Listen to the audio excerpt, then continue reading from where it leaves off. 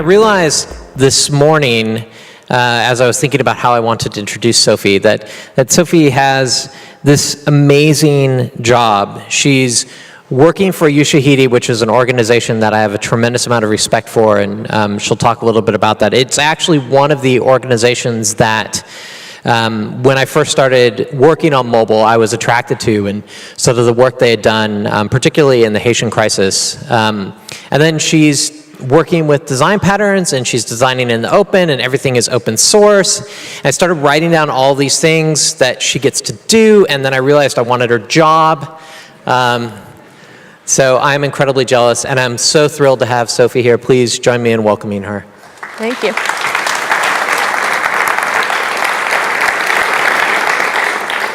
So as Jason began to say, I live in Austin, but I work for a company called Ushahidi, which is based in Nairobi, Kenya.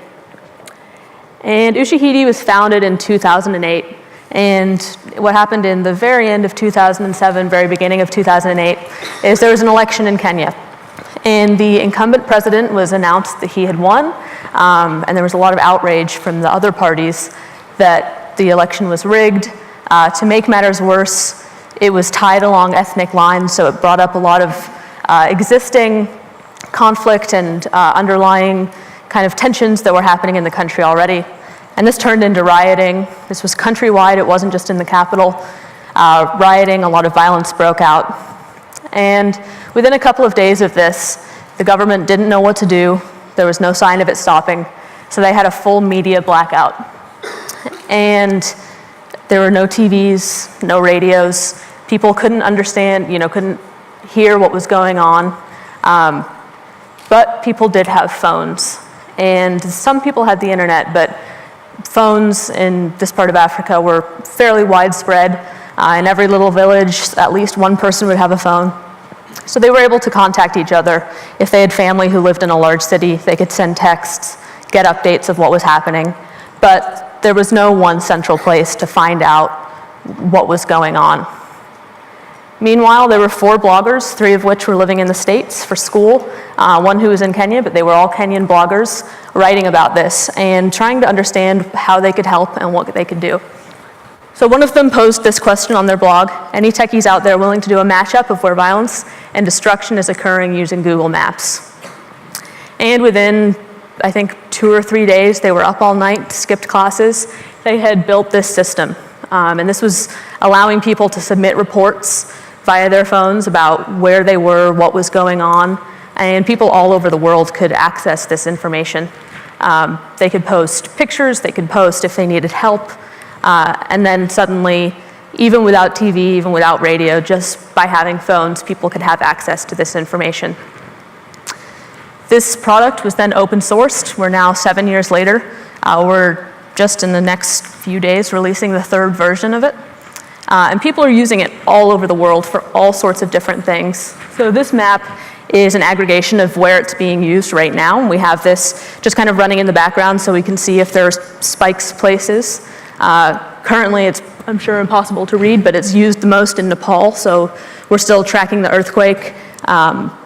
People are able to add things to the map if they need help or rescue. But as you can see by this map, it's not used in one specific place. It's used all over the world by all sorts of different people and with different needs. So these are just a couple of examples. I clicked around on that map to see what was happening, and I like to do this, especially if I have a lull in my workday. It's very encouraging. Like if I'm feeling down about a design, I can see like people are really using this stuff. So workers in China, there's a whole map of tracking workplace problems. Corruption in Kenya, so someone said that a policeman forced him to send airtime. It's not always necessarily mapping negative things. We do a lot of environmental and agricultural mapping. And it's not even necessarily always maps. So we have a world map of the price of chicken around the world, so we can track if chicken is getting very expensive. If you want to get some really good deals on chicken, don't go to Aruba. This one I liked because it was just the most Canadian post of all time, which is that a skier triggers an avalanche and rides it out. And if you can read on the little thing, it says that he caught it on his GoPro helmet. So I'm really happy that Brad spoke before I did, because I think we have a lot of similar themes, but the difficult thing for designing for this product is the vast amount of different things that we're working with. When we started designing this version 3 of the Ushahidi platform, we tried to make personas, and we realized that it was near impossible to make a persona. It can be anything from someone in the States, that we have a map for like Christmas lights in Houston that's really popular, so people can see where all the best Christmas lights are. Or it's people on the side of a mountain in Nepal who are stuck there and need a rescue, and they have a phone with 2% battery left and they need to contact someone. So it's a really interesting but difficult thing to design for. And as Brad said, I find that the easiest way to do this is to break things into small components and design small pieces that are easy to test, and then we can build it up from there. And by having these little components, we're able to then build different versions depending on people's needs. And whenever I'm designing each of these little things, I kind of run through a checklist in my head. And this is specifically for global design and for thinking of people around the world who have a completely different experience of using this product than I do. The first one I check for is language. So when I say language, I think any words surrounding an element. There was a great article in A List Apart recently. It was all about naming things and interfaces, and she says we should start with language, not interfaces. I made the mistake with this product in my first round of design. I knew it would have to be translated, and so I said, all right, let's just skip labels. Let's just do icons. It's universally understood, and no one could, especially for very specific things. Icons just didn't work out. One icon will mean something to one person and be completely different to the other person. So we went back to language, and we took out any UI whatsoever and started testing our labels and what we were talking, like the way we were talking about things. And I think that usually when you're designing something, especially if you're in a small internal team, you get really used to using the same words all over, over and over again, and you understand what they mean, and they make perfect sense. And then the second you bring an outside person in, they have no idea what you're talking about. So these were our early kind of phrases for things. Sets were groupings of posts and reports, so you can pick and choose and bring them together. Smart sets were the same thing, except they were dynamically brought together, so you could have a filter that created a set for you. And alerts sound probably what you would expect it is. And when we tested these, we realized that no one knew what we were talking about. So we renamed sets collections, we renamed smart sets saved searches, and alerts, people knew what it was, but since we're often using these products in crisis situations, alerts can sound very extreme and kind of scary for people, so we renamed those notifications. So we started with the very basic point of design, which wasn't anything visual whatsoever. We're just testing the words that we're using to describe stuff. So not only is this important for an English-speaking user, but it has a lot of other kind of follow-up things with it. So our product is all open source, which means that people from all around the world are going to be looking at our code and editing it, including the design and the pattern library that we're building. So all of this stuff then becomes class names. So when we're thinking about how we name components, it's equally important that it's globally understandable what we're talking about. And our product gets translated into different languages. And we use a product called Transifex, so people can come in if they speak a language and they can translate it, so we're getting it done by users. But if the phrase to begin with, like sets, doesn't fully make sense, it's almost impossible to translate it. And within just one translation, it suddenly becomes unusable.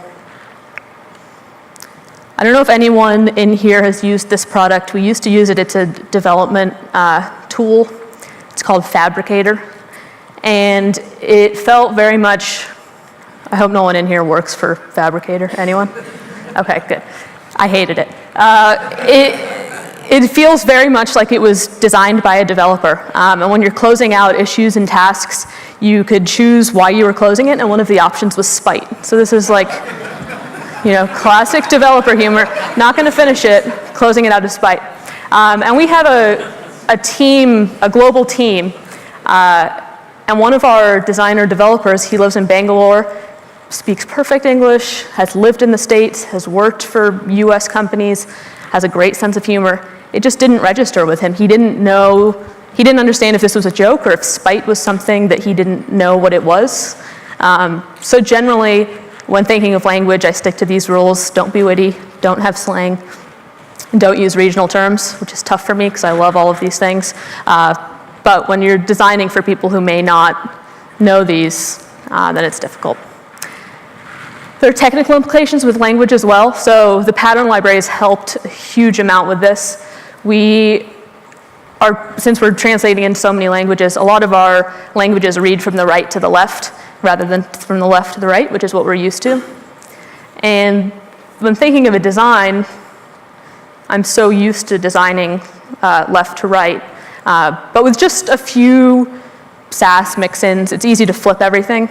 And with our pattern library, we were able to test piece by piece and make sure that if we're testing small components, that they work right to left. By the time we get to the end and we have full pages, it's really easy to make sure that they can easily be translated. The next thing I check for is context. Again, starting with small little pieces until big pages. And by context, I mean the way in which people are going to be using this product and their experiences that they're bringing to the table, the situation they're in. They may, again, have 4 minutes to submit a report. This is a quote by one of our founders, and it's kind of our general user testing mantra, which is, if it works in Africa, it will work anywhere. And what we say there is just, it needs to work on a slow connection. It has to deliver up the bare basics at the very least, and people need to be able to use it. There was a great article in the New York Times, I think about a month ago, about how refugees are using phones as they're coming into Europe.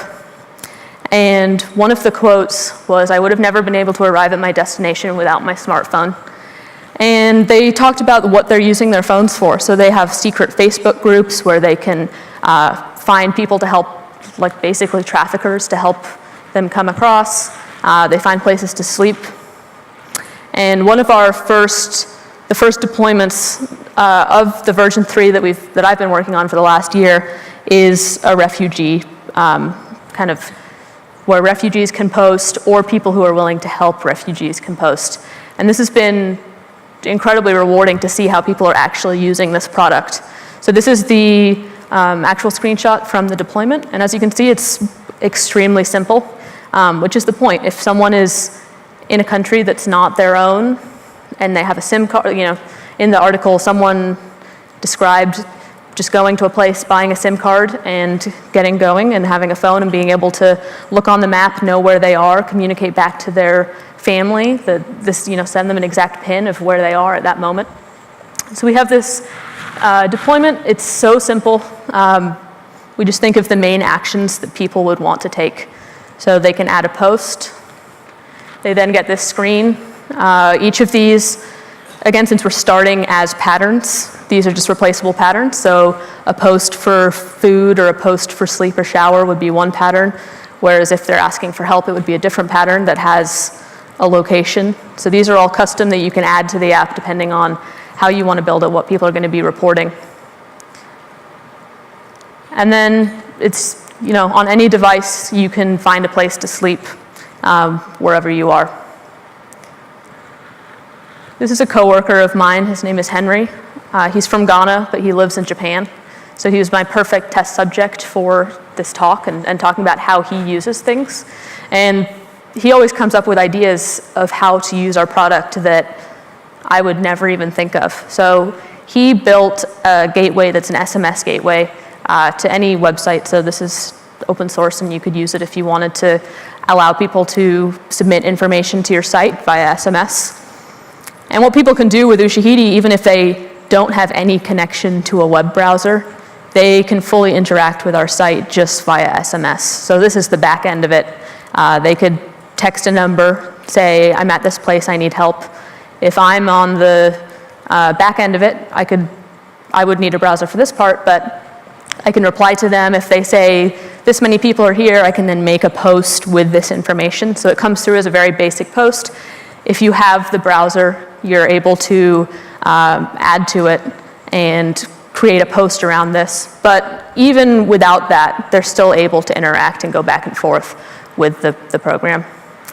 I asked some coworkers who live elsewhere about what the most frustrating thing when they're using a product is that they often run into because they're not US based. And every single one of them individually said zip codes, that they're unable to use a lot of things because they don't have a zip code to add in.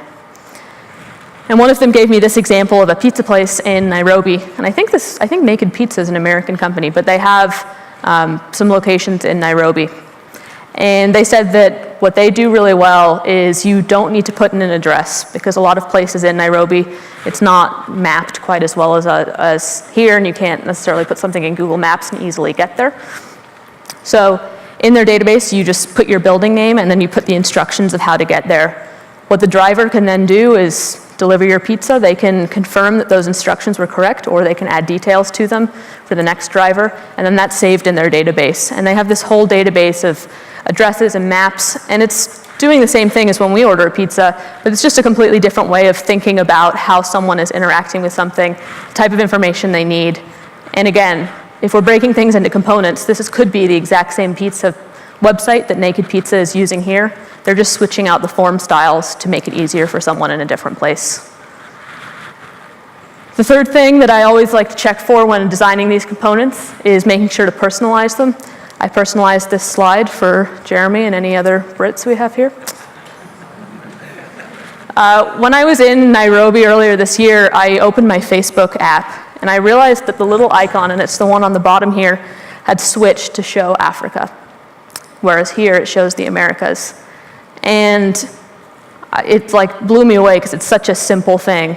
And I asked a lot of my coworkers who are based there, I was like, isn't this so cool that it has Africa as the icon?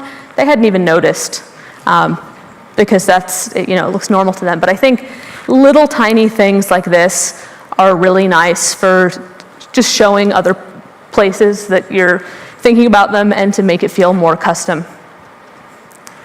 I think Uber does a really good job of this. There was an article on Medium where a guy changed his IP to try to get a Uber all around the world and showed the different changes to their UI. And this is all perfect with a pattern library. So you can just change out icons, change out labels. So this is in China. Their cars become red, and what we know as Uber Pool becomes People's Uber, where you're sharing. This is in New Delhi. The cars are tuk-tuks, and the little icon is a tuk-tuk. And this is the first time I've seen this. Yesterday in Portland, you can order, this is like the most Portland, well, I keep seeing a lot of very Portland things. And I live in Austin, so you can order a bike rack, like a specific Uber with a bike rack, and they've changed their copy in case of a downpour or too many beers, which it's my second time here, but I assume are fairly common.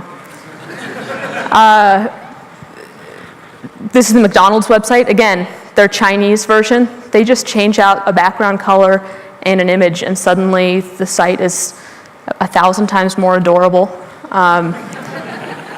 and totally custom for a Chinese audience. So again, going back to, and I think this is a theme that we'll hear over and over again today, that when designing this stuff, you can't predict how people are going to use it, what they're going to do with it, where they're going to be. But if you can just define all the very basics and then build up from there for context, you'll be good. Thank you.